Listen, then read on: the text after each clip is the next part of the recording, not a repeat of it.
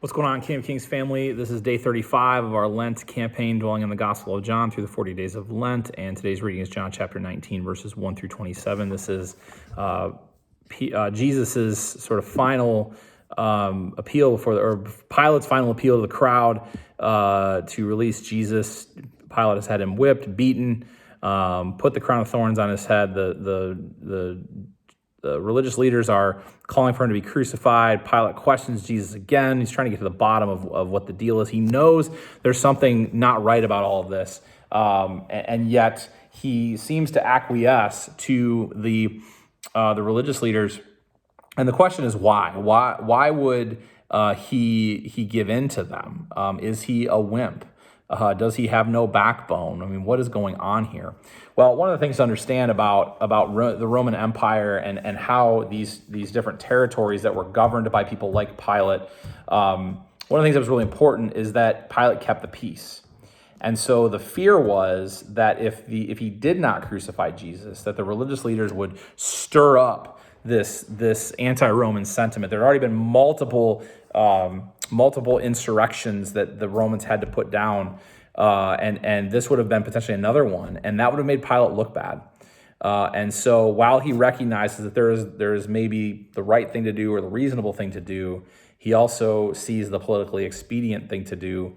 And he has what is called a failure of nerve. There's a book called The Failure of Nerve. It's by a guy named Edward Friedman. He's a psychologist, and what he talks about is that when our anxiety is high, when we are presented with sort of this rock and a hard place situation, our tendency is to do the easy thing and not always the right thing.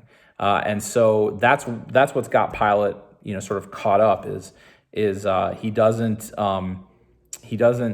afraid of what would happen.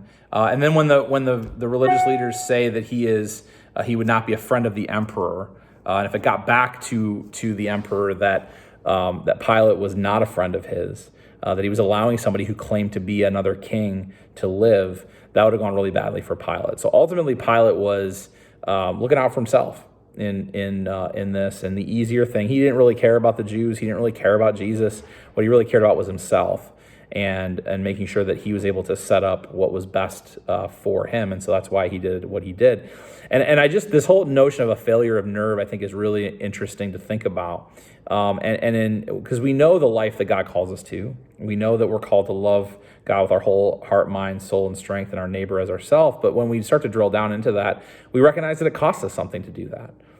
It puts us in positions to love people we would rather not love. It puts us in positions to use our time on things that maybe we would like to do other stuff instead. When we put everything we have into our relationship with Jesus, that means that there are things we have to say no to that we might want to do. And so we find ourselves in this rock and a hard place situation. And there are times when we do have a failure of nerve. The good news for us is that Jesus can also meet us in those places, and that Jesus came to save those, including those that put him in that position in the first place.